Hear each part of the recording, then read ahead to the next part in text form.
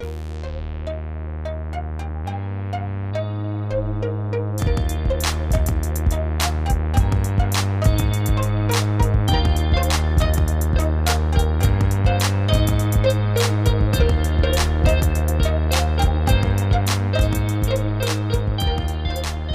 and welcome to another episode of the Whiskey House Pub House. Today is going to be the last episode we do for Bourbon Heritage Month. So for that reason, it's a little bit of a special episode today. But that's about the only reason, maybe other than the fact that today joining the podcast is Brian. Is this where I talk? Sure. Okay. Hi everyone. I'm back. It's been a little bit. Just the two of us today. Don't make me sing. Don't make me sing. It's been a little bit. I think, how early in the summer was it the last time we did this? We did You're asking an old man a question that I can't even remember what I had for breakfast this morning. Really? Well, I can, but the time questions like that, they do that to me at work all the time. When did this happen? Or when did that happen? I have no idea. All I remember is last ones we did. I really enjoyed all the whiskeys, and then you informed me one of them was a really expensive one. And then I was very disappointed because I realized I probably would not be able to get that one again. Yeah, I remember part of it. I know we did the whiskey that you received as a gift. Yes. Not the Auchentoshan. I don't want to say Auchentoshan, but it was the 16-year. Yeah, it was my Avalor. Yep. Yeah, it was Avalor. that. And yeah, so it's been a bit. It's got to be close to the early summer, June sometime. Sure enough. But so how you been keeping up? Let's do an update in the life of Brian. What's going on? Any whiskey related stuff? Does anybody really want to know that much about me? I don't know. Well, as far as so life has made changes. So the ability to purchase random bottles of whiskey has not been there.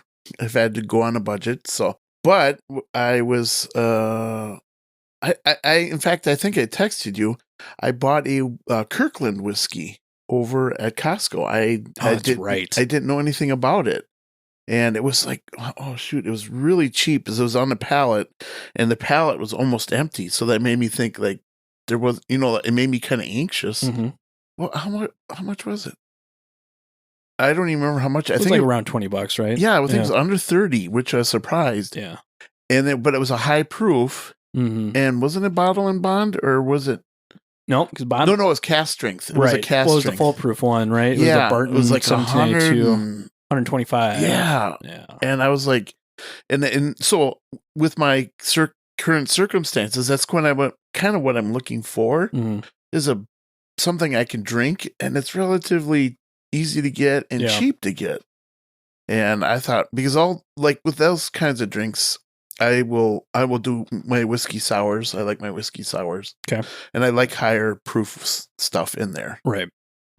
Just because I just think it makes it a better drink or whatever. So I was super excited to see that.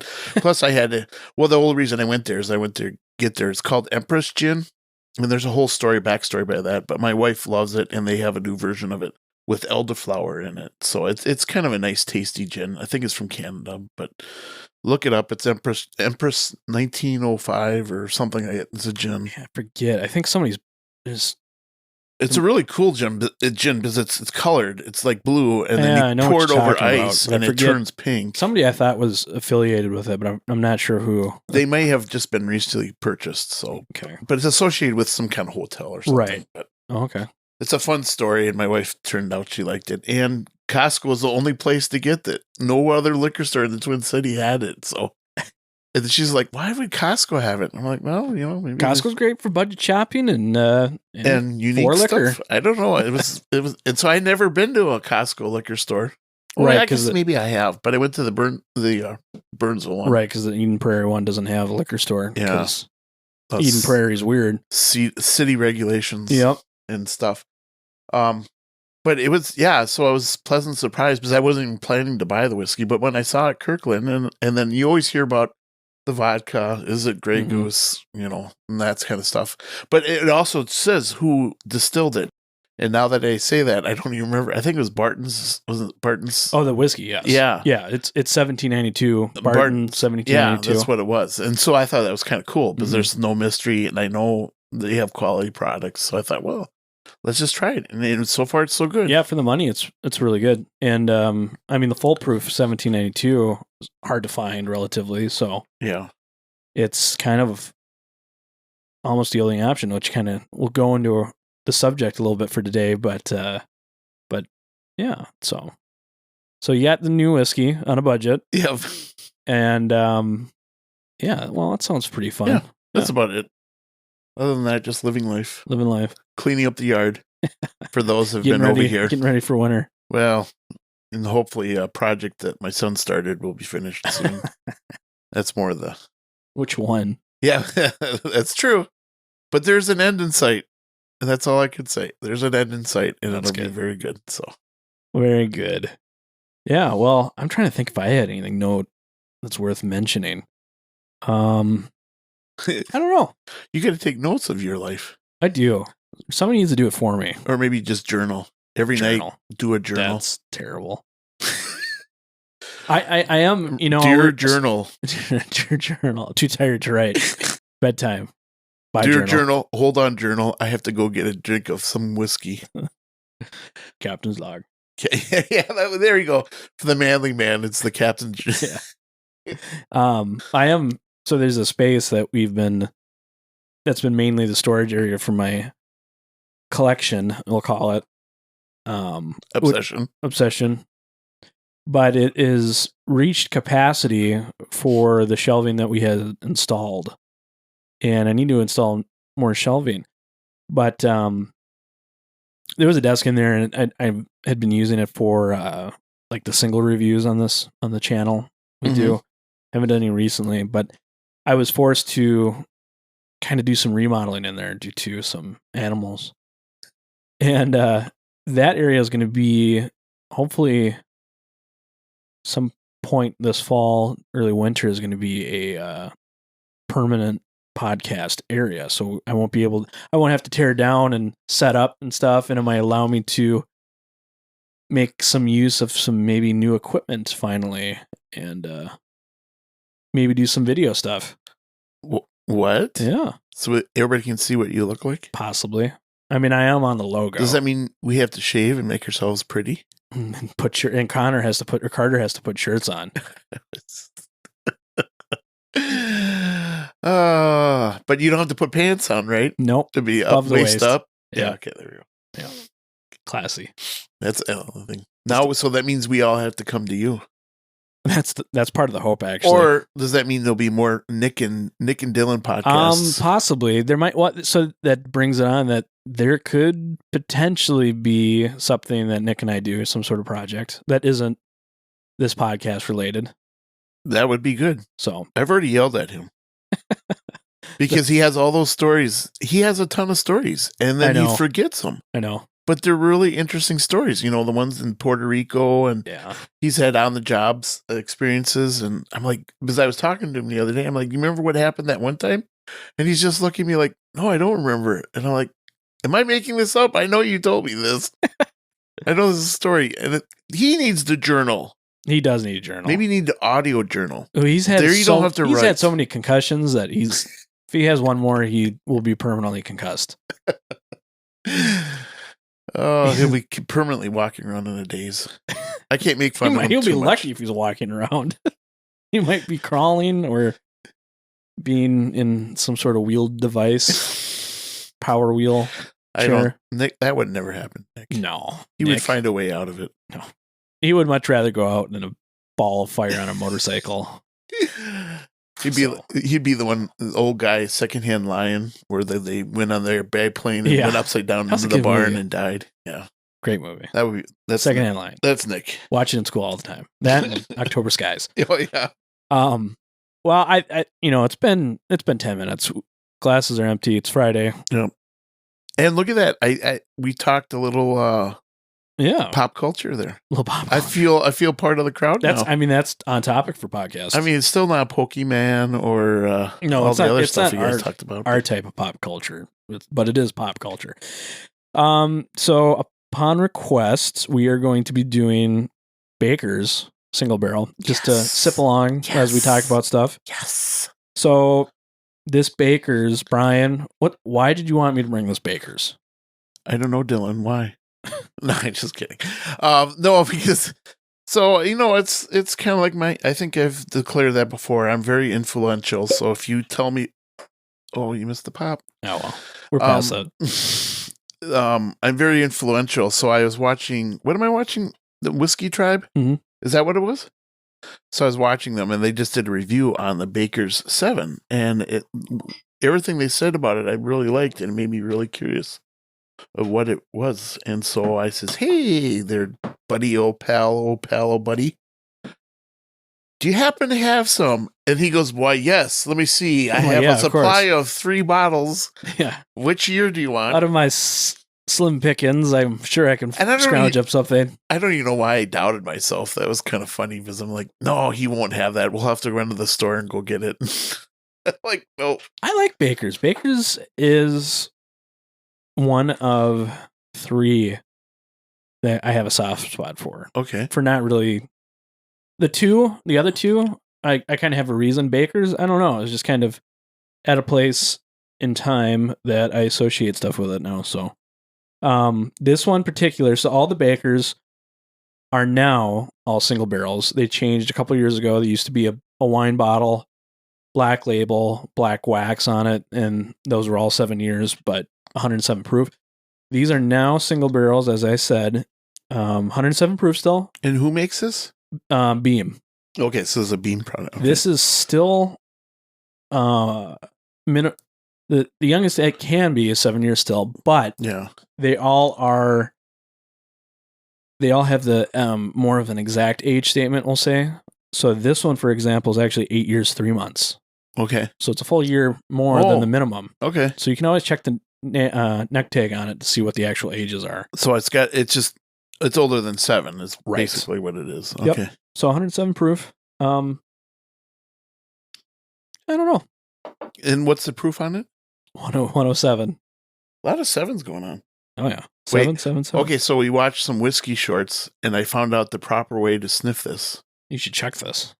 How do I do this? Right in there? I don't think you can. You might burn your nose out. Yeah. Oh, my word. That was too much. Sorry. He was sniffing scotch. I think I just snorted. Yeah, so...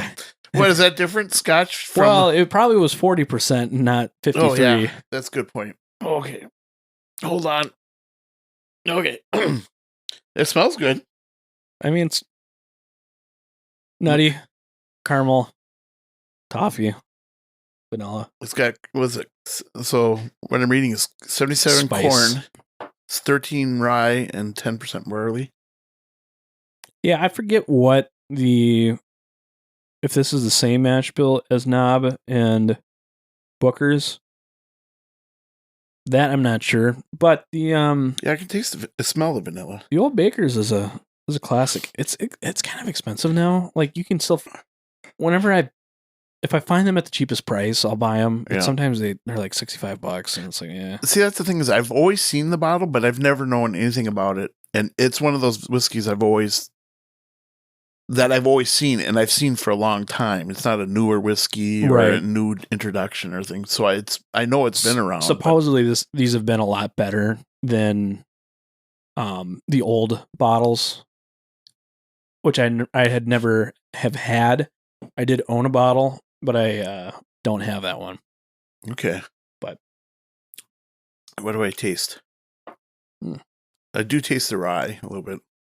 I get a lot of vanilla. Not a big fan of rye. That's the only thing. But I think I keep changing my mind about that. I don't know if I'm just stubborn and I'm just not going to like rye. You taste pepper, though. I get like a vanilla and like a melon fruit, but I'm not sure which, like a cantaloupe or if it's... Muskmelon? Muskmelon? Is that muskmelon? I don't know. What is that? I don't know. Don't talk to me. I know I'm on the podcast, but... Okay. Yeah, no, I like it. Anyways, that was just a highlight. Okay. So there's a couple podcasts that I like to listen to. Shocking, I know that someone that does podcasts likes to listen to podcasts. But I should get rid of this pen so I don't stop clicking it. Right. There's a couple podcasts that I listen to, such as like, oh crap, who do I can't remember. Hold on, get his phone out, get the podcast app out. I listen to him like pretty much every day.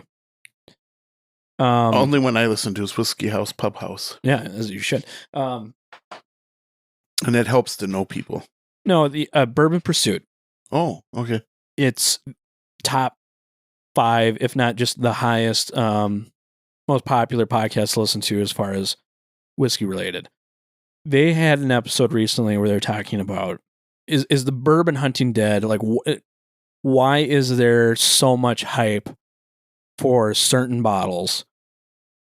And it kind of got me thinking, because we're going into the season where it's referred to as allocation season. That's September, October, and through November season, where we are getting new releases, we're getting limited editions.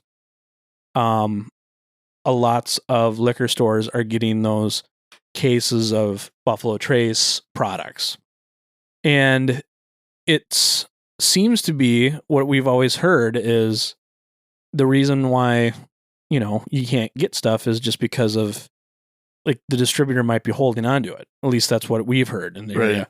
Minnesota recently has switched over from a new distributor that was previously working with Sazerac and switched over to one or a couple different ones. And as has been the case for a lot of other places, I presume, across the nation, because of the rift that's been created between Sazerac and their old distributor. I think we talked about it maybe a little bit before when you were on, actually. But we finally got the changeover in this state at the beginning of September. And I know a lot of people on Facebook groups were thinking that this was going to solve problems. Buffalo Trace, Eagle Rare might be more easily attainable, maybe even in some places sitting on the shelf, which sounds like an amazing thing. Fast forward to, it's almost October. We only got one more week, essentially. That has not been happening. Yeah. It seems to be about the same. And in my opinion, it seems like it's almost harder to find certain things now within the last 6 months to a year. So the question, going back to what the podcast that I was listening to was referring to, is why are people buying these certain brands in such high quantity, and why are they driving people to going in and buying all of them? If they see 4 on the shelf and they're allowed to buy 4, they're buying 4 of them, which is not necessarily wrong. That's not what I'm referring to, but it was making me ponder questions about the patterns that people were doing as to why, like, I didn't understand also on Bourbon Pursuit side why they didn't really understand some of these common trends that seem to be happening that we see as far as normal, more everyday consumers. What we see is no Buffalo Trace ever. Yeah. There's always lines of people waiting for it. If it hits Facebook, it's gone in a couple hours. And the question that I have is bourbon hunting, or just the expectation that you can go to a store and maybe kind of stumble across, a few things, is that, as we know it, dead? Possibly. I guess it depends on, how obsessed you are. I mean, if you're so into the collecting part of it and acquiring part of it, and that's the thing too, is like you said, when they collect like 4 bottles of it, and then they'll keep those bottles and they won't really drink it or anything like that. Right. And so it's just kind of for the show. And then, of course, I follow several different Instagram accounts, and that's what they show, is they show their magnificent display of bottles. Right. And most of the time, all those bottles are completely unopened. Right. Right. So it's kind of like, if I go, I mean, I got into it a little bit and I was searching out, but you know what? You got to put a lot of miles on it, and you also have that little time. It's a lot of time. And if you can develop relationships with managers or people, but you know, there's other people that are doing that too. So, you know, they're only going to appease so many people. I just think for me, the fun is gone out of it because it's just, it's like if you can't acquire it, it's not fun to even try. Because I know there's certain brands that you just won't be able to find at all. So then what's the point of looking? Because you just can't. I remember driving to Walker, Minnesota, and I thought, oh, I'm going to hit all these liquor stores all the way up and just see if they had this or had that. And, yeah. And I stopped at 6 different ones, and basically they just had all the same. I found one that had a unique one, but I already had that. But for the most part, it was more frustrating. Not to be able to find and acquire it. I guess if you could eventually acquire it, then it would be fun. But there's a lot of aspects to this that we can break down. I guess starting with just one of them, it's like the amount of like the different pockets of consumers, just in like where we are in Minnesota. It's pretty great. Like around the Eden Prairie area. There is, I don't want to say no, but there's not a reason to be hunting, I guess, in that area. Yeah, right? True. But it's like, and the reason for that, the reason I would say that is because it seems like the area that we're in currently, it's like a lot of people are knowledgeable, at least to the extent that they recognize brands. They recognize Buffalo Trace as a company. And pretty much everything, maybe other than the Benchmark brand, they associate with that company, and therefore it gets bought up. Yeah. But however, around the Duluth, Brainerd, maybe up in that Iron Range area, that demographic isn't as great. There's not, and I don't know if is there less of the whiskey drinker up there and more of the beer drinker, and then that is why that you can find some things. Because I mean, you can find some stuff, but it's like around the cities, at least here, the drinker is more educated as far as brand recognition. Mm-hmm. And I wonder if it just has to do with just that beer drinker demographic. But it's like there's definitely pockets that aren't worth it. Like 100% not worth hunting for. Right. And I would say, you know, you're probably going to be wasting your time if you're looking within these certain areas. And I think the hunting aspect, you need to recognize that a little bit. Like, you should know that before you're doing it. Yeah. But it brings up the points, like, why are people buying Eagle Rare Buffalo Trace? Yeah. And I think it's because everyone knows that those are solid, or at least the people that have had them know that they taste good. And for the money, they're good value. Yeah. But it's interesting to hear that some of the, like Bourbon Pursuit, it seems like some of their they don't understand, I guess, why the brands do sell out, or why people hunt on Eagle Rare. Like, why would somebody buy multiple different bottles? Because you're never going to drink it. Yeah. Like, how long are you going to get through 4 bottles of Eagle Right. Rare?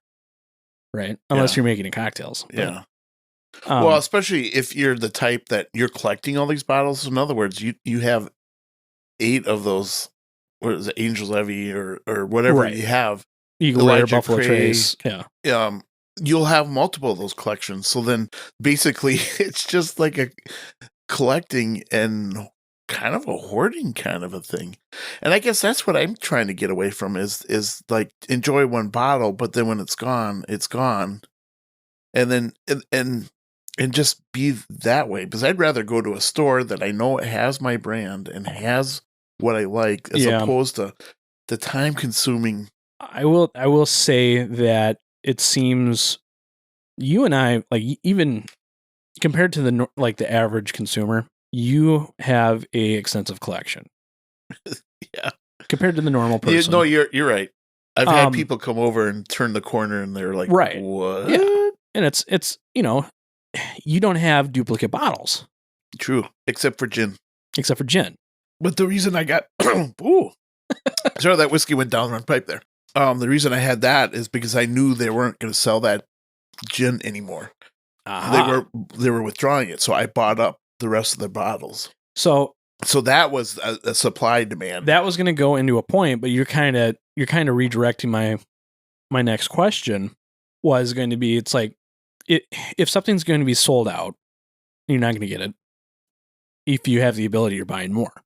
Right. I mean, that would be the same thing could be said for Eagle Rare.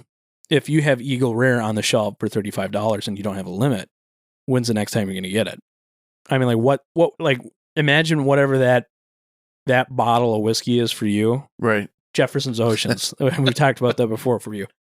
Like if that, I understand like the price point on that is a lot higher, but if that price point was accessible to a point where you wouldn't feel, not ashamed, but you wouldn't feel like remorse for buying multiple bottles. Be like, this is the last time I'm going to see it. I know I like it. Yeah, I suppose in that way. Because there are bottles that I have, like more the Scotch side, where they were just one-time picks, where they had like a series of bartenders come in and they picked the different barrels and blended them together. So that was going to be a one-time thing. And I got a couple, but it's still, it's and it was sad when I finished the bottle knowing that I would never have that same blend again or that same kind of thing. But I mean, still, it was fun to buy that one. And then now I'm on to my next one. Yeah. I just find something else at my local store. And that's what it's come to, where it's just like, if they don't have it at Total Wine or my other store that I go to, I'm kind of like, is it worth my time and my effort? Because I know they do have bottles there that I like. There's consistent things that I like. It's just, and I know what's good, and I'm excited to find what's good. But and it's so interesting to me because it seems like we'll call it the Whiskey Enthusiast they almost split two different ways. Right. They split into it's an obsession, and it's like they have to hunt for it. And they're going to every single liquor store asking them if they have something in the back. Yeah. Right? Yeah. And if they are allowed to buy multiple, then they buy multiple and hoard it and flip it. Yeah. That's essentially what it is. They either are hoarding all of it to trade or they're selling it on the secondary market. Yeah. The other side is, this is like if they don't have it, then you just get something else. Right. And you forget about it. Yeah. But they can't let go. But they still They can't let go of what they wanted. But it's like that drive to is it they want it and they're hoarding it, or is it they want it because they can flip it and make money? Yeah. But I think it's also kind of a glamour thing to it, don't you think? It is. Because when they do find that bottle, also it's like you're really thrilled. It's like, oh, look what when people text me, like, I found this, I know when we went down, I think it was Carter and Henry went down, they were like telling me all the stuff they were able to find and stuff. And it's like, oh, and I got excited for them. So, I mean, so it is the thrill of the finding it and then you're excited to it. So, I mean, I guess I can see both sides, but for me, I guess it's up to each individual, It depends on your personal preferences. If you're an enthusiast that enjoys exploring different types of whiskey, it can be rewarding and an interesting hobby. Because that's essentially what it is. But don't you think that it's going back to a simpler, question? It's like, doesn't it seem where we are at this point in bourbon's growth that it's at the worst it's ever been, as far as the outright chance of going and finding that said bottle of Eagle Rare, Buffalo Trace, blends, whatever, seems to be the worst, because absolutely everyone, at least on a basic level, has the brand recognition awareness to understand that Eagle Rare that's $35 is either A, good and I should buy it, even though they've never had it, or another option would be that Eagle Rare at $35 is really good and people will buy it for $80. Yeah. And I should buy it. Yeah. And if they have it for $35, or you got those people that buy all of them. I don't like it, but I'm going to buy it because I know it's in demand. Right. Exactly. So it's creating its own, market. Yeah. But there's so many different new whiskeys coming out and new distilleries and I new still wines. But like the question is who is driving that demand? Is it marketing? There's so many, but there's so many aspects to it. Yeah. It's like the liquor stores now know how people want Buffalo Trace. Yeah. They know that they can use that as a marketing ploy. Yeah. To increase sales or just revenue across the board if they're just wanting to sell it at a higher price point. Or like the local whiskey store, they say, look what we have. And they post it on Instagram, one bottle. Right. And they say, it's somewhere in the store. And so you got to go there and try and find where they put it because they don't put it in an obvious place. Well, it's just to draw you in. But it's like, I mean, what would be the options be? It's like, do you think that the SRP would, reason would dictate that the SRP would be too low if the demand is still this high, right? So you should increase it. Yeah. But the counter argument to that is the reason that Buffalo Trace isn't raising SRP is because they are increasing their production time.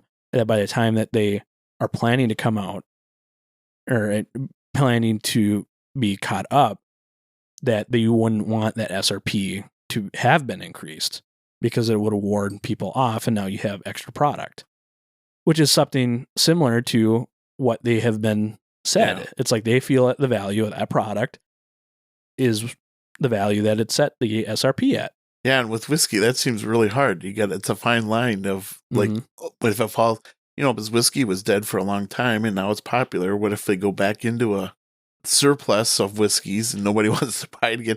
And that's the problem. If you keep raising the prices, everybody's going to go to the lower brand or go to another variety like rum or tequila or vodka, they're having the lower SRP. They're guaranteeing essentially that they're not going to have problems with sales. Okay. Like they're never going to have problems with sales.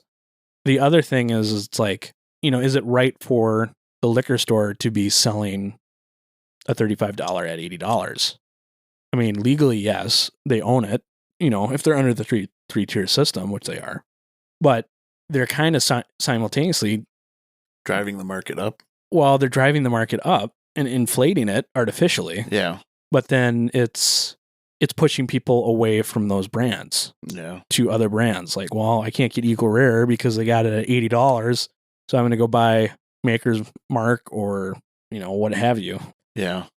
Well, and that's probably why you need to educate yourself. Know what's good, know what's bad. And then it's up to you. Because if you love hunting for it, then so be it. Have fun at it, do your thing. But I guess everybody's a little different. It depends on your passion of whiskey too. If your willingness to invest time and resources into that pursuit, good for you. So would you rather have the ability to just by chance walk in and see if you can find stuff? Or do you enjoy the fact that liquor stores, it's a fair method statistically, you could walk in and do a raffle type of system. Oh, and get the bottle that way? Hypothetically. Yeah, you're probably talking to the wrong person for that. Because I'm the type that it's like, if it's there, then I'll buy it. If it's not worth my time. Mm-hmm. It's like buying a lottery ticket. And you can invest $1 a week and never, because the lottery still it's still, I guess it'd be the anticipation and maybe you're getting it, but I don't know. To me, it's just like I'd rather find something that is consistently good and it's in the stores. It would be fun to be able to walk in every once in a while, but that's the greed mentality. Is everybody's once you see it, everybody's running for it. The raffle, it might work. Maybe it would work. Now I think about it, because as long as you didn't have to pay to enter. So I've done. You paid to enter though. Well, I've done 2. Okay. The store that we're talking about, they'll do, they'll have 4 bottles up, and they'll do one where it's a free entry. It doesn't cost you anything to entry. You get 1 ticket for visiting the store. You get 2 tickets if you do, $50. And then for each $50, you get a second ticket, or intervals of $50, you get more tickets.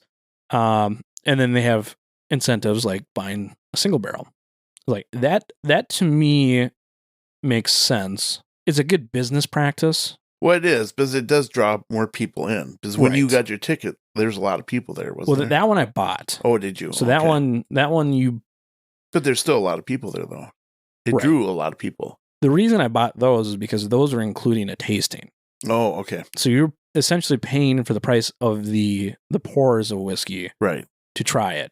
And to that, it was like, it's $50. There was 6 whiskeys and you got a quarter ounce of each. But they're all 150 plus bottles that are highly allocated, limited editions, and you just probably won't see them. Right. And then there's the drawing that, gets you a shot at the right to win. That one, for me, has worked the best. I have gone this last weekend, and I probably went to 8 to 10 stores, and I didn't find anything. And I'm not mad about that. But there's a level of disappointment too, right? Right. So and then it detracts you from wanting to try again. Right. But it's just like, and it's out there. People have it. Well, supposedly people have it. Yeah. Supposedly people are finding it. Yeah. But it's like, it's either not getting put on the shelves or it's being locked behind a paywall, so to speak. There are stores we do. I think you told me about a store that they put them in the back room, and if the manager knows you, he'll let you know what's back there and stuff. Right. But so, I mean, in that aspect, people would say it pays to have relationships. Right. Well, I mean, does it? I mean, like, you're paying, you're spending X amount at the liquor store. You tell me. Does it pay to have a relationship? I don't know. I mean, you're getting that allocated bottle. Schmoozing. But how much you also got to know there's a lot of other people are schmoozing. There's a lot of people schmoozing. So, like, what do you have to get? I'm like, I got my Weller 107 and I got it at $50 to $70. Yeah. Boy, it pays to have relationships. I literally saw a post this morning it was that. Yeah. It's like, I got my bottle of 107, pays to have relationships. That bottle, they produce thousands and thousands and thousands of cases a year. I mean, it's good for you that you found it, but it's just like, we have never come across that. Yeah. And it's just like the reason because that is just down to distribution and if the liquor store is holding on to it. Yeah. And it's all fine and it's legal, but it's just like the people that are so hyper focused on getting that bottle. Like, I got to get that bottle of Weller 107 because it's the best thing ever. And it's the same recipe as Pappy's. And man, it's like, I just got to get it. And then they can't get it. And they keep trying and they keep trying. And then somebody flips one on Facebook for $210. And they're like, I'm just going to do it. I'm going to treat myself and I'm going to do it. And they spend that $210 and they buy it off some dude in Facebook that probably has like 12 other bottles that he's been hoarding because he goes to the store and buys 4 of them in Idaho or something. Yeah. And it's creating... Well, it's just like everything else. Anything collectible, Pokemon cards, baseball cards are that way. I used to buy all the rookies up. There's a Dwight Gooden rookie card that came out. I bought like 5 or 10 of them. But you don't have... Knowing that they would go up. And so everybody knows these bottles are going to be that much demand. But I bet you not everybody's willing to sell them that way. Well, but that's the thing. It's like there's not a lot of other markets. What other markets do you have where... Legally sell it? Well, that store owners are either holding on to it and it never hits the shelves because they consume it, which is fine. The other option is they just, somebody gets the phone call. They're like, hey, I got a 107. Do you want it? Yes. And then, you never see it. Or it gets priced for $210 and sits on their shelf behind the counter. But there's also ones that are just limited releases, aren't there? Oh, yeah. I mean, where it's there is. Right. Back to my Jefferson's Ocean. I was looking for that for a long time. There is. But what other markets have similarities to where they like... Does wine? You own a business... Well, other than alcohol and spirits. Oh, okay. Other than, like, a liquor store is such a weird business to think about it. Because the store owner, like, you have to put your product out there to sell it. But it's like a lot of times these higher rare stuff just don't. Like, there's not a lot of markets like that behave similar to a liquor store when it comes to allocated products. Yeah, every other store is the other way. Where they put things on sale, and they come in. We got cheaper beer over here. That's a good point. It's just a weird operation. Yeah. There's nothing wrong with it. But it's, it's capitalism at its best, and right. Creating a market for that, so they're driving everything up. So I guess that, do you have any other points for that first part? No, sir. Well, because I know you're more the aggressive whiskey guy. Well, and so I'm kind of the point where I've always been kind of budget minded. I don't mind jumping off the deep end if I do find one that I like and I know I like, and I find it. Yeah. But I'm just to the point where it's like, just even the video services, or no, here's a better way. Spotify bought some podcast networks and Joe Rogan, and they're exclusives. So if you want to listen to them, you have to go to Spotify and listen to them.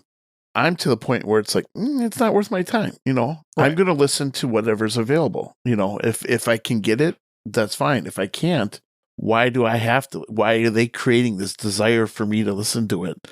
When it's like, I'm sure it's a fine podcast that they have, but if it's exclusive, if I got to pay an extra $5 to listen to it, and then it's like, I'll just go over here and try this. Mm-hmm. And it's the same thing with whiskey. It's like, okay, they don't have, I like search the ones I know I like. They don't have them, so I just go to the next, because that's and it's right. Just, no, and I totally agree with that a philosophy. Bit of laziness too. No, I don't think so. I think I don't think it's laziness. It comes down to the aspect of whatever that thing was before has become.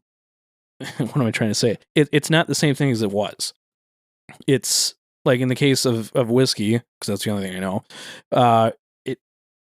The Blanton's Eagle Rare stuff is becoming inflated as far as the price that people are requesting for.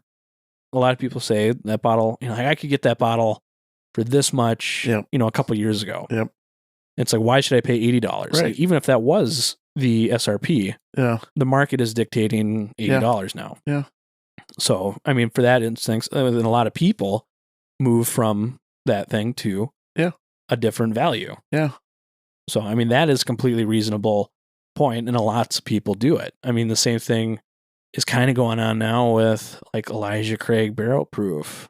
Like, there's some weird, they're doing variable age statements now, and it's just like, last batch, not a lot of people touched it. This new one that's coming out, it's got a lot of people like super excited because, it's 13 years now. Yeah. And people are buying it and trying to get more money for it. And they're just flipping it. Yeah. And it's just like, they're not even trying it. It's just trying to make a couple extra bucks. Yeah. Or, okay, so that goes back to Sony PlayStation or Xbox. People were PlayStation. They were just buying them. Right. I happen to know people that were just buying them, and they turn around and sell them on eBay and just make money, because that's just the way it is. And it took a while. The prices came down, and then also they were on the store shelf, so where you could walk in and get it.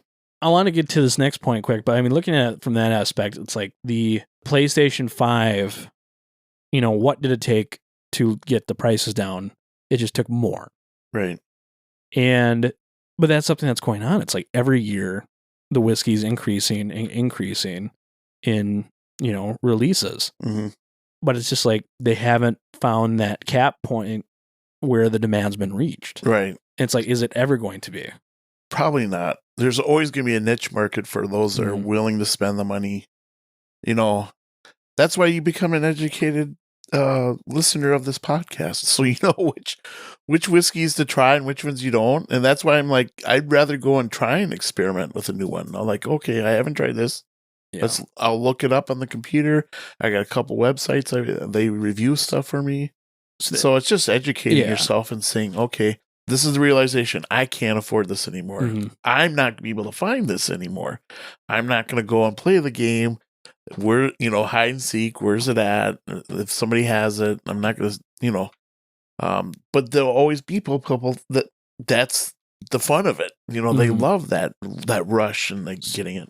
That goes, my second question. We're finally going to get to that. Oh, I didn't know there was a second question. Oh, yeah. No, the transitions. You'll see it. It's all part of my plan. Okay. It's, how come there are all these other brands out there, and people are mainly focusing on just a handful. Everyone's trying to get that one thing. But on the other side is we have all these brands people could be hunting for, they could be looking for, they could be trying. we have Texas as an emerging region of whiskey. We have the Pacific Northwest emerging, Colorado, parts of New Mexico. I mean, even, I guess the only one that, there's another one in Nevada, like a couple in Nevada, Smoke Wagon. And, the Southeast United States is starting to become well known for a few distilleries for some really good product. The question is do you feel like there is starting to become other distilleries people are trying to hunt, or should they be trying to hunt for them? There might be some of the ones I've listened to. What's the Colorado Stranahan's? There's a couple. Stranahan's I know becomes popular, and they got a limited release every year that people line up for. So I guess they are creating their own. If they can, it's a unique process of how they were able to get to that point where people really had that much demand for their product, and then from that they were able to increase the price to where money can be. I mean, it's incredible how they, because I don't know their whole story of the beginnings, but even in any of these even with the Westland is becoming more popular. Westland, yeah. What's the other one? There's another one out there. Westward, there is. Isn't there a Wyoming one?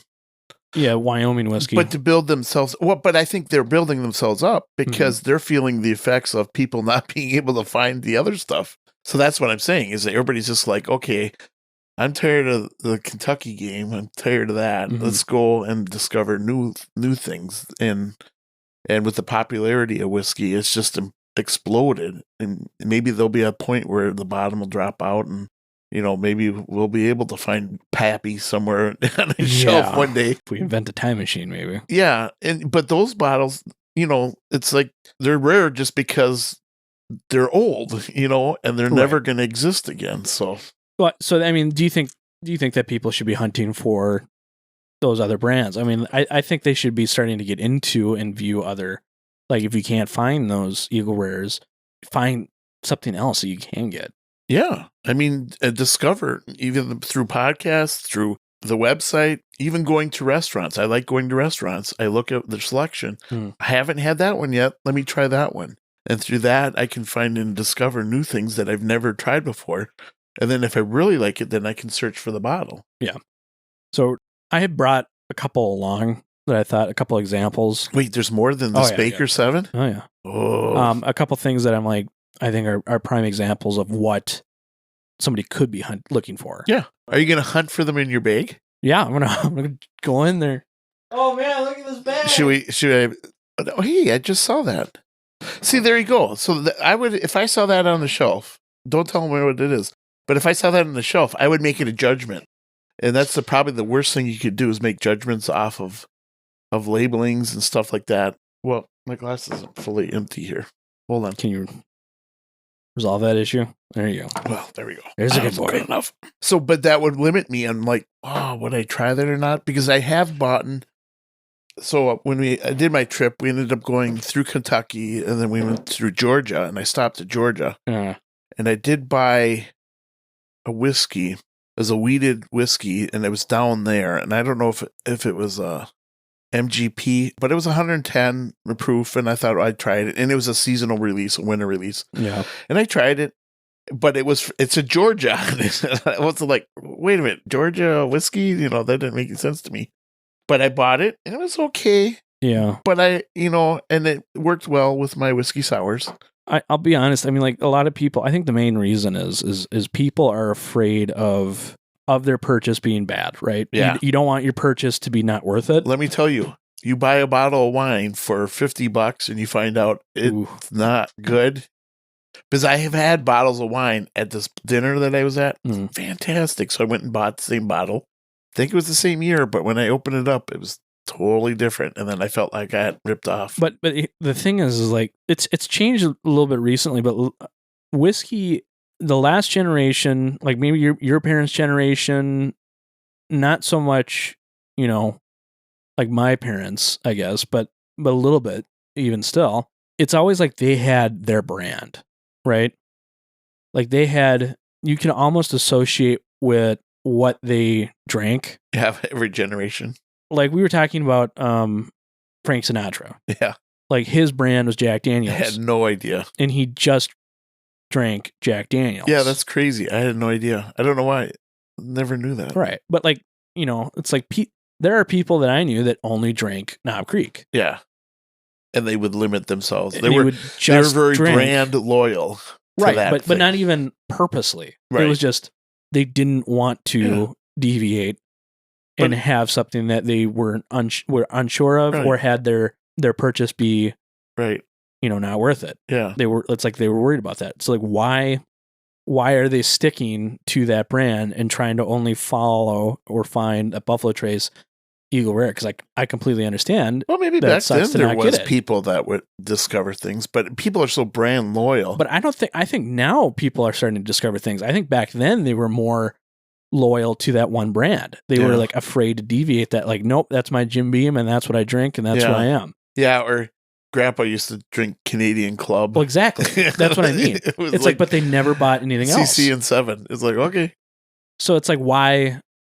Yeah, I don't know. We have the value today as like so many other brands that I think it's almost this fear that people have, and I don't know why. It's like only in the liquor industry, like they do not deviate from that drink. But it's probably, it's kind of like a McDonald's effect. You go to any McDonald's anywhere, it's the same burger, it's the same ketchup, it's the same mixture of soda.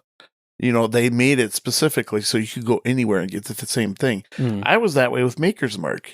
When I started drinking whiskey sours, I didn't want anything else in there except Maker's Mark because I could tell a difference if something else is in there. But so then did you ever have a point where it's like, were you ever interested in trying something else? No, I wasn't. Do you have an idea why? Like, why didn't you try anything else? Hey, you were either a Pepsi guy or a Cola guy or a Coke guy. You know what I mean? It's just I think we're just so built into having the like, okay, you're either a Viking fan or a Packer fan. You can't cheer for the other team. But I mean, like, I'm generally curious on that. Like, why do people limit themselves with that one thing? It's why do they limit themselves to one thing? And I understand if it's good, but like I've had lots of great whiskeys. Yeah.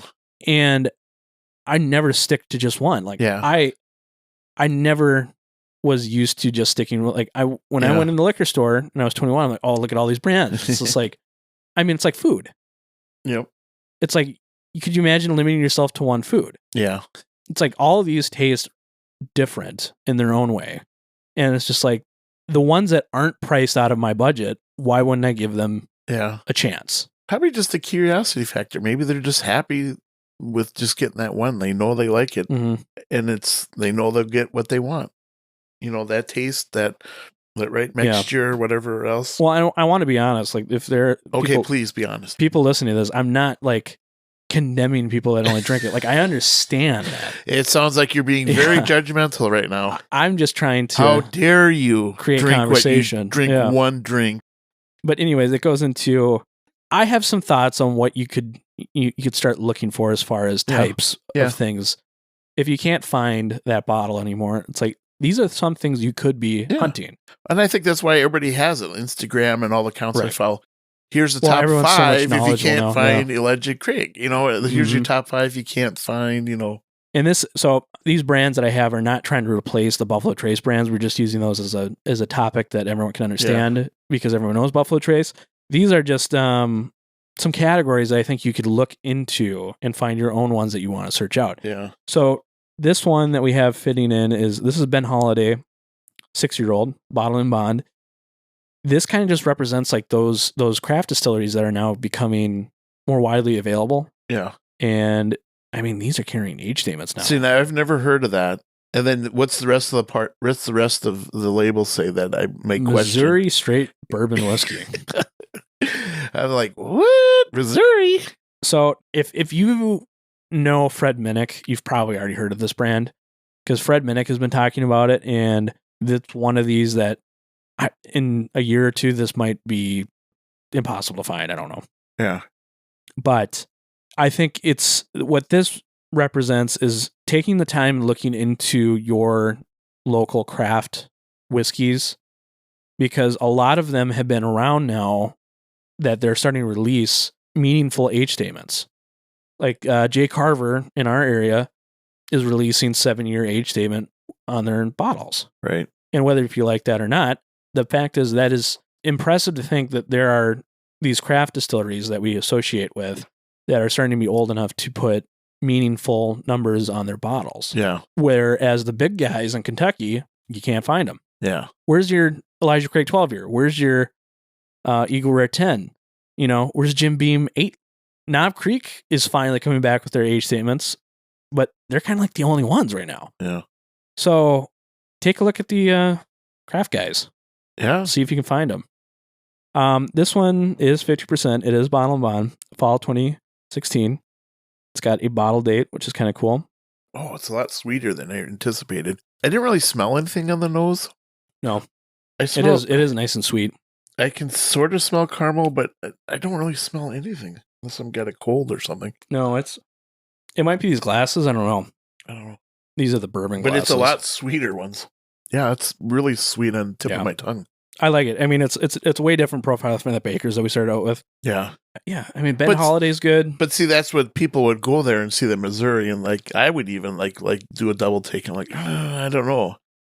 So, and then because then you invest the money into that bottle and then you're disappointed, and then you got to make whiskey sours for the month. No, and I completely understand why you'd be afraid of it to, waste your money. Because that bottle it's $56. Really? Mm-hmm. Holy cow. But that Baker's is $65. But you're right. Because even in Minnesota, I got a couple whiskeys that I like here that are craft. So I'm excited for those because they're local and I want to support them, and they're good. They're actually good. But then there's others in this local area that I've tried and I don't like. I wish there was a lot of stuff in Minnesota that was a little bit better. I won't say anything, but yeah, I don't want to disparage because everybody has their business. Yep.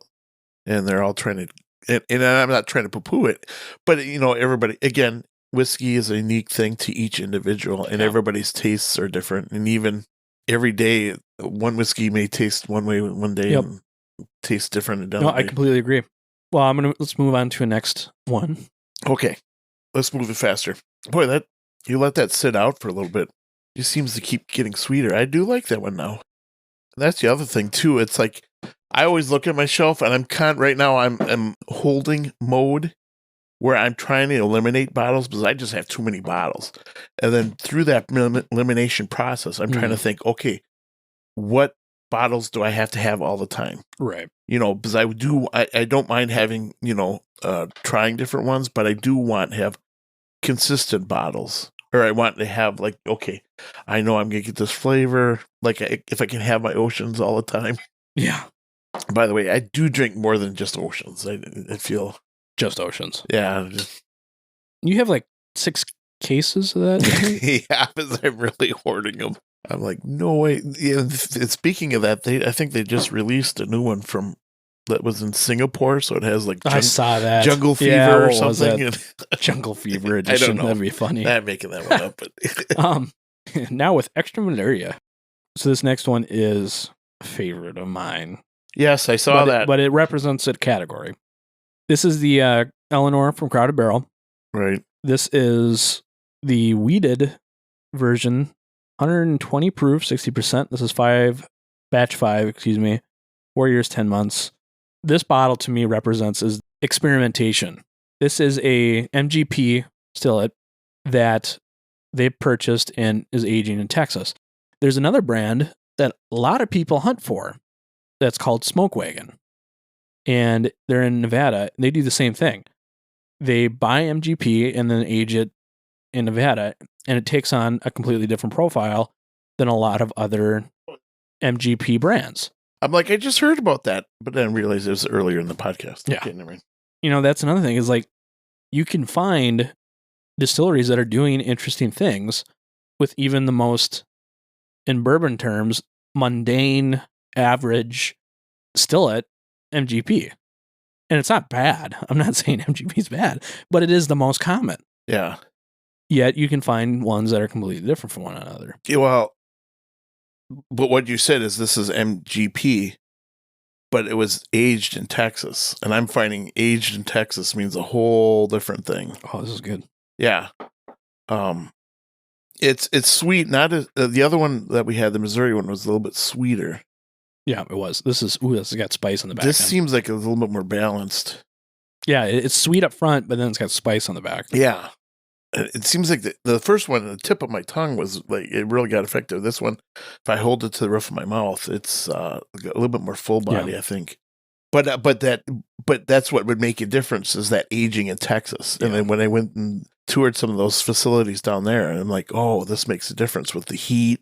Right. The heat of Texas, 100 degrees and stuff, it can have a significant effect on the flavor. And we talk about Texas a lot. In this example, I'm not saying Texas exactly. I'm just saying there are brands that have experienced different terroirs, and you can actually find out what terroir does by trying to track down these distilleries that are buying from what are you saying? Terroir. It's French. Okay. You'll have to explain that to me and the listeners. What it means is terroir is the influence that nature has upon it. So you can think of the climate, such as Jefferson's Ocean, the climate on the ocean. The salty sea. So the area that has an effect on it. And MGP is so popular that you can find distilleries that probably have their product that are aging in different parts of the United States. And it's a prime example on finding what the environment, how it impacts whiskey differently. Right. From Minnesota, Texas, to if you buy directly from MGP, as far as like Rossville Union whiskey or Redemption Rye or whatever, it's like experiment. You can find it even with the same whiskeys. Yeah. That was one. That was the other one. I like that. Are we done experimenting? Or are we saving the rest? I might have two more examples. We don't have to drink them if you don't want, but if I don't want, Dylan, I have a dump glass here. I see you. That means it's whiskey night. Whiskey night. I'm not into that rum tequila stuff you guys are talking about. Here's the other. All pathways lead to whiskey, Brian. Yeah, I know. All roads lead to whiskey. So this other example, this is going to be like your bourbon club that you could join type of thing. Podcasts. We'll do barrel picks a lot. You know, your local group could do one in theory if you get enough people. But this is like an option. It's like you can find exclusive bottles through different groups. This one in front of me is Blue Note Juke Joint Whiskey. And this one is hand selected by SLB Basement Bourbon. This is a single barrel exclusive. So you could, follow people, sign up for their Patreons, whatever. I don't necessarily say that you need to, but finding those single barrels that are exclusive. Because in the end, there's only roughly about 200 bottles in a full barrel, and sometimes a lot less. That's exclusive. Yeah. Well, this is 100. But look at it. So this is in Memphis, Tennessee. So I guess that's still Tennessee, though, right? 120 proof. But see, this is the exciting part of it. It's like, well, okay, I have my doubts because I have my standards, but I'm more than willing to partake and try it out. Give me a note. But Blue Note, that's more jazz. That's why I don't know if it's juke joint. In Memphis, so that makes sense. Oh, is that what it is? Liquor Boy got this bottle for me. We like Liquor Boy. SLB is also a YouTube channel. It's pretty good. You should check it out. Should we watch it now? Maybe that's what we should do. I like that. We could just watch podcasts. And we do commentary on videos. Exactly. Do what's the Mystery Science Theater? We'll just do kind of that kind of stuff. Or well, look, he's gonna drink that glass. What is he gonna Caravan think? of Garbage. Bet you it's gonna taste like vanilla. Gonna smell like vanilla. This one is actually kind of a refreshing change for me. This one has more of a cornbread note on the front. Yeah, I can taste that. Boy, that's really different. Cornbread. I don't know if I like it. A little bit of spice. Vanilla. I think it needs some water to break up all this. It could. This whiskey.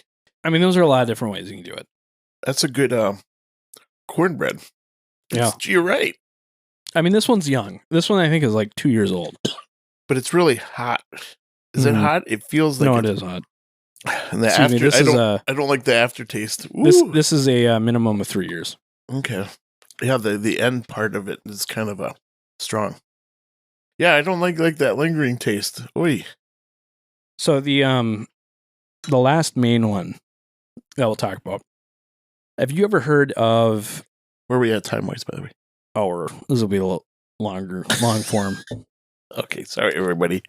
I'm the one that complains about it, and then look at me. Have you ever heard the term independent bottler? Yes. As far as whiskeys or alcohol? Yes, as far as whiskey. But isn't Dr. Pepper independently bottled? Yeah, I don't know. Well, maybe, I'm not sure. Yeah, I don't know. Independent bottler. No, I guess maybe I haven't heard of that in that term. Well, typically what it's going to be is it's a company that's reaching out to other distilleries, seeing if there's any barrels they want to sell. And so they'll usually go there, sample a couple things. It's kind of like a store pick or a single barrel program. And the company will go to different distilleries. If they find one they like, they'll bottle it under their brand, under the independent bottler company's brand, and then release it and say, this is Dylan Thompson Whiskey Co. bottle from J. Carver Distillery. So that's what it would typically be.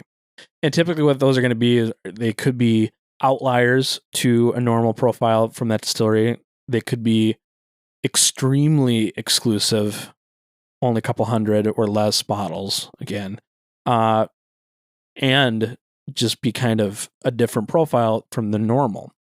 So they might be willing to sell it in the first place. A physical example would be Nashville Bourbon Company, straight bourbon whiskey. This is 8 years old. This is cask strength. And this one is distilled in Kentucky and is Jim Beam distillate. Okay. Same recipe as Booker's. Mm-hmm. Hypothetically, you could think of it as an 8-year Booker's. The other example, which is more of a traditional Scotland style, is Crowded Barrel, Alliance Series, and this is a bottling of Dripping Springs Distilling, or Ghost Hill. Yeah. So that would be an example, as you could find that. And there's a barrel bourbon. You could think of them. They'll do single barrels from other places. Yeah. As well as, within the last couple of years, another company called Lost Lantern. And Lost Lantern has been one that I've been keeping an eye on because they've been doing tons of single malts, American single malts. They've been doing corn whiskeys and just a lot of cool products. One other example would be Scotch Malt Whiskey Society. They'll do it all the time, and they'll do a numbered system that will reference a distillery number. Good. So that would be another example. So this one you could do, search out for those independent bottlers, and usually you can find some really amazing whiskeys that won't show up on the shelves usually. Right. So here's the big question, Brian. Yes. Is do we want to sample the Beam distillate from Nashville? Oh, sorry. Or yes, the Dripping Springs. Oh, sorry. For Crowded Barrel, or do we want to do both? Well, I don't know. I'm curious. I think I've tasted your Crowded Barrel one before, so I guess the Nashville. Because when I was in my trip, we went to Nashville, and I do remember seeing that brand, but I didn't really pay it any attention. Mm-hmm. So I'm kind of curious on that one, I guess. But they offer different things. They offer a lot of different things. Yeah. They have also at... but they don't... Do they sell up here? Yeah, I got this one from Ace Spirits. Okay. So this is a Ace Spirits pick, essentially. They also have one that's a Heaven Hill barrel. It's a 6-year Heaven Hill barrel, opposed to this. And I'm finding a new appreciation in store picks, too. Sometimes that's and that's the other one is store picks. That's another one I had was store pick. They're looking themselves at what they like. Like the example of the store pick that I have, this is the Woodinville brand, the great distillery in Washington. Yep. This is the Private Select from Ace Spirits that is super. It's really good. Yeah. And this was like the first one I found from them that was cask strength. The problem with them is you have to find a liquor store that you know reputation of picking good single barrels. Because typically they seem to be a little bit more expensive, and depending on the person picking it, it might not be a profile that you enjoy. Like Ace Spirits has said. See, I thought it would be more of a little bit safer. It can be.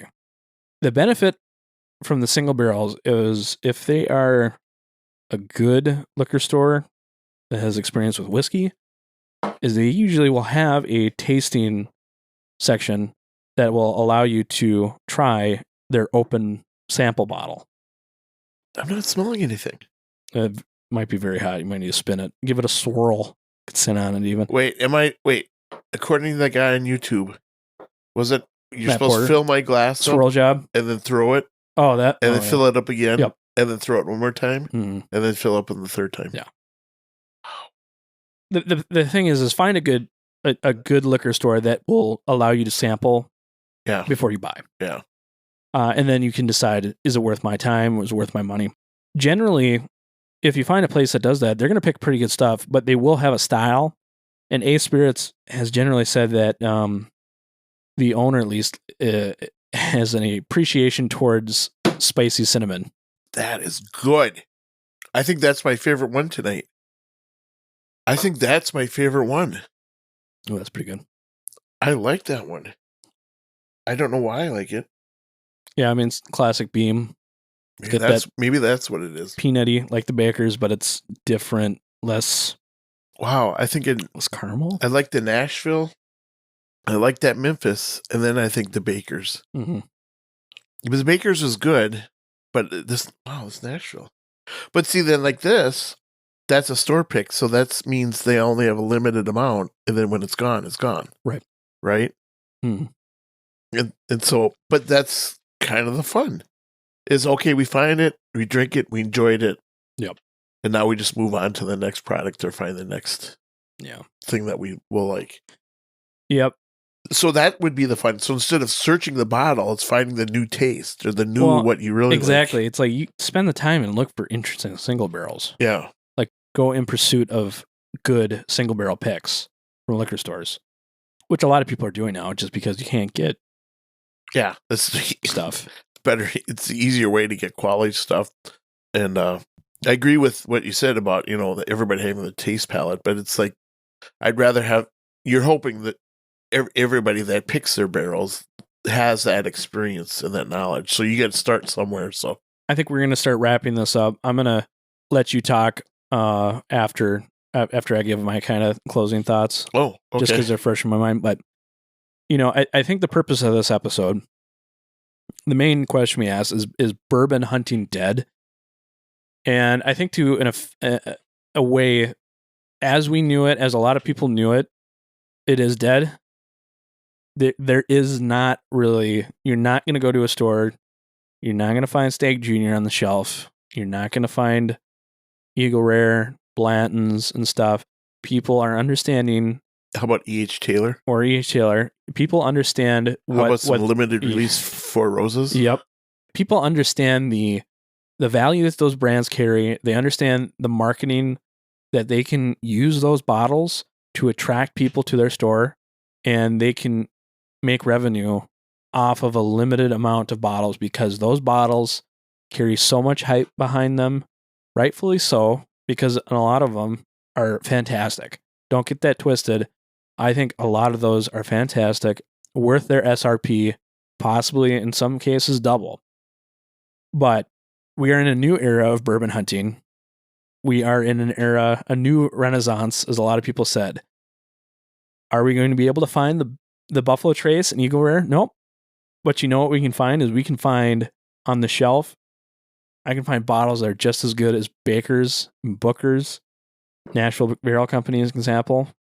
Like people are clamoring, trying to get Booker's. But this sits on the shelf for a lot longer than those Booker's bottles will.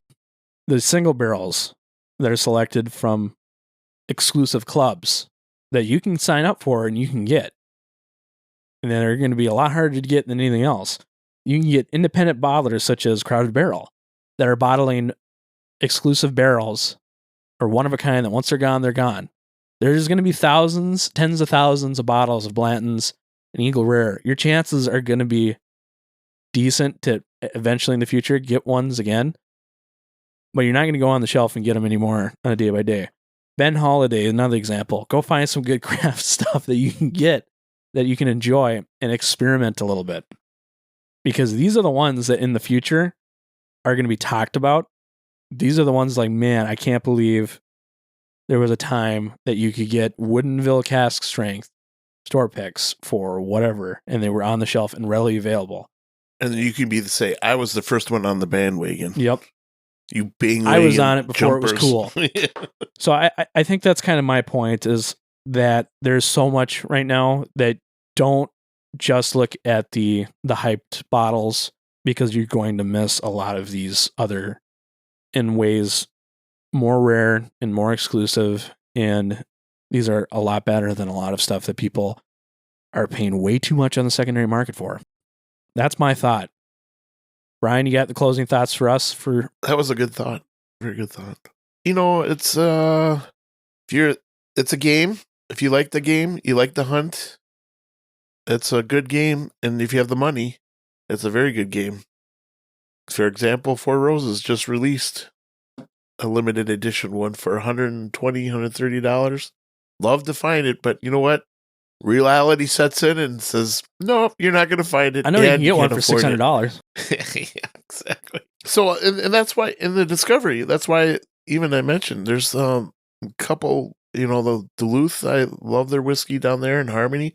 So you just find what you like, and then you find the off brands, and then you realize, okay, it still can taste good. It can still be just as well. And I bet you could take some of these, as I've often listened to you guys, and you do that taste testing and you're trying to figure out which one is which.